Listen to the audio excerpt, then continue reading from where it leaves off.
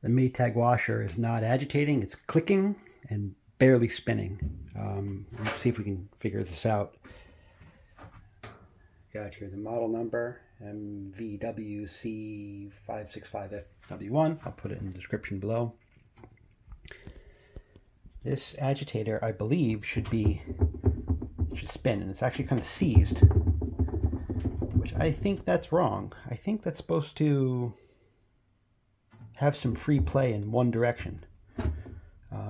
So we're going to try and remove this and get to the wash tub plate. I can't remember what it's called, but hopefully we can get to the bottom of it.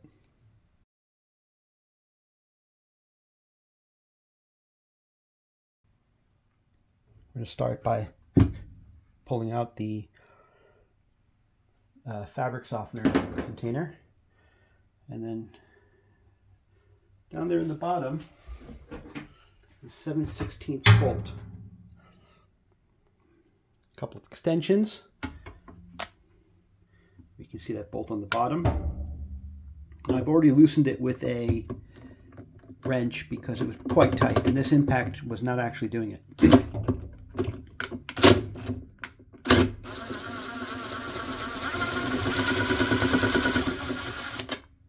Doesn't need to come totally out, but it's undone. Now the hope is that I can lift this up, but it is stuck. Okay, apologize for the noise, the dryer's going. But holy bananas to get this agitator up and out. I mentioned I removed that bolt, and what I did was use this ratchet strap, tied it around the agitator. I saw somebody online was able to tuck it around the entire base. I couldn't stuff it in there easily. It just wasn't working for me, so I just tied it around the base, wrapped it around this 2x4, and then I've been applying as much tension as possible, and then used the old persuasion rubber mallet, just pounding the heck out of the base. And after a lot of sweat, I managed to pull this free. Now hopefully the problem is down below. Okay, I apologize for the grossness, all the old soap scum and dirt, but the challenge was that this metal splined sleeve was on the metal spline down there, and that's why they were not releasing easily.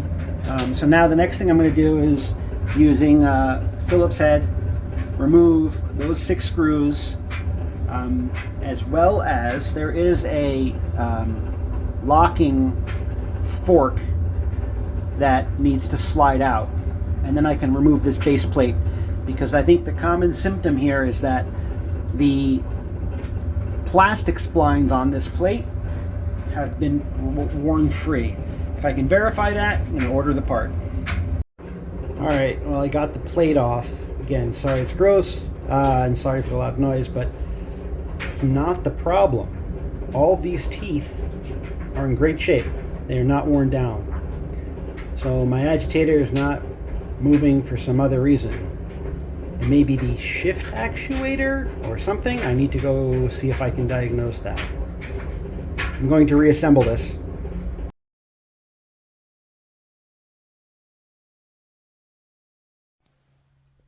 One thing I wanted to try was to run the auto diagnostics on this machine to see if it was going to throw any error indicating what the problem might be. To do that, we spin our dial kind of like we're clearing a lock safe. And then we go right 3 times. 1, 2, 3. Left once and back to the right.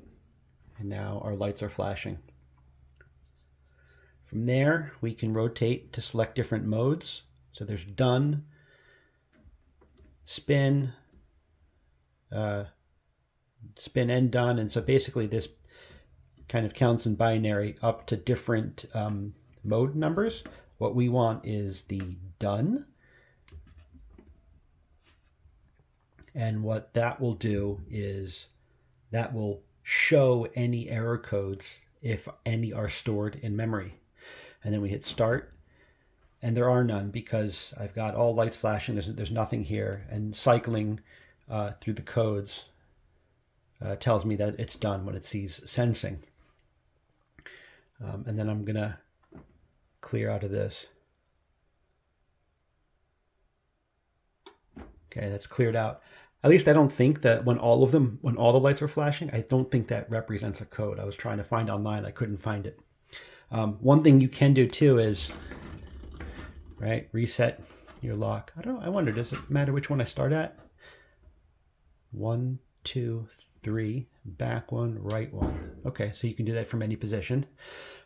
If I go to spin and press start, what that'll do is run an automatic diagnostic, which will go through a bunch of different features. So it'll do, you hear the water come on, the drain pump will come on, and it'll try to spin and all sorts of stuff. So you can do that first, and then see if it will show any error codes.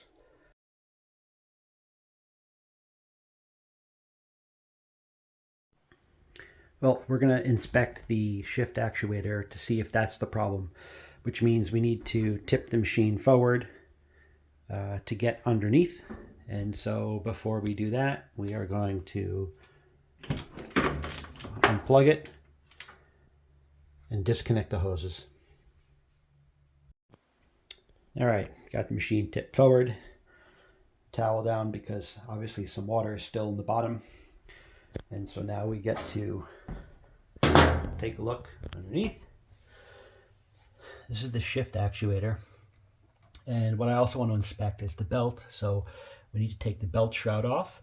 And to do that, we're going to use a 5/16 socket. And I think there's just a couple of bolts holding that on. Belt seems okay, tight. And I can spin this either direction. I don't hear any grinding or feel any resistance. This is the shift actuator. I was hoping maybe there'd be some broken pieces here or something. There are none. I don't see any on the floor.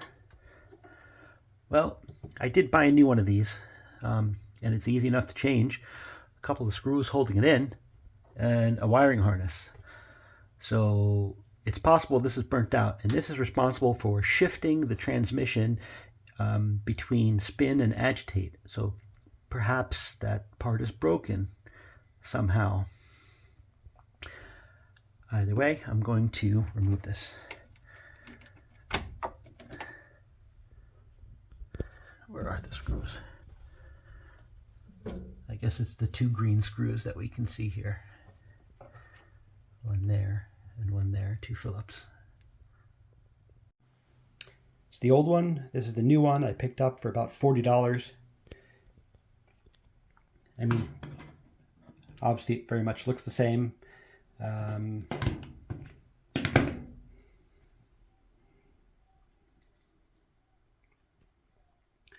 Synchronous motor. I don't know what else we really need to look at here. 3 RPMs, 3 rotations per minute on both of them. Yeah, so we're just gonna swap this one in.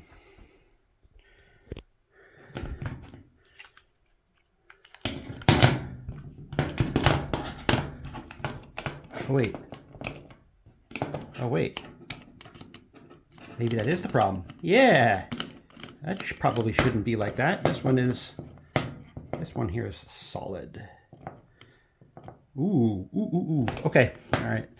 I'm going to get this in. And so one thing I noticed when this gets mounted in, I just have to make sure this lever is in the right spot, which hopefully it is.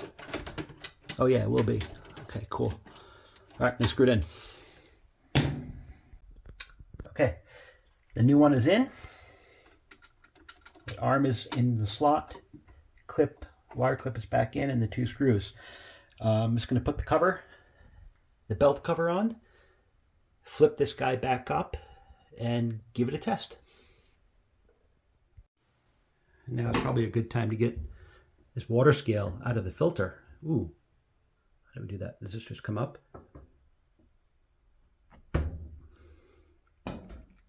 That's kind of gunky. I don't want anything to fall in there. I think I'm going to do that when it's upright. Okay, connected the hoses, plugged it back in, and now's the moment of truth. What I did was I removed the latch so that way I can keep the lid open. Plug this guy in here. And that would just use some little Allen screws. Just be careful you don't drop them. Best is to use a screwdriver as a magnetic tip, so you don't want to lose them down there. Okay, so now I'm going to, let's see, just run that diagnostic again. I probably don't need to do the whole diagnostic, but might as well. 1, 2, 3, back 1, okay. And the diagnostic was on the spin. And so now I push and hold.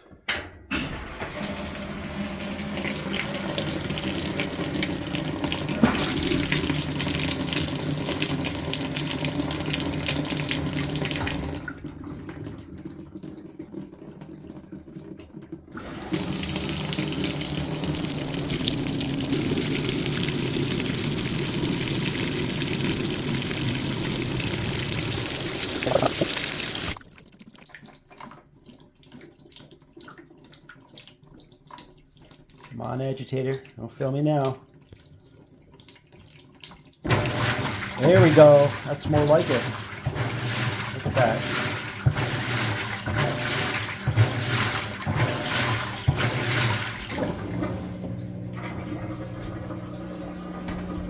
Fantastic. I'm just going to cancel this.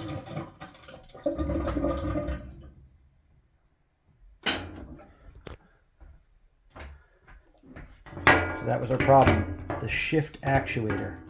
This arm. We can just barely see in there. It looks like there's a post that must have snapped off and it's no longer engaging with that cog. I can fix it. So can you.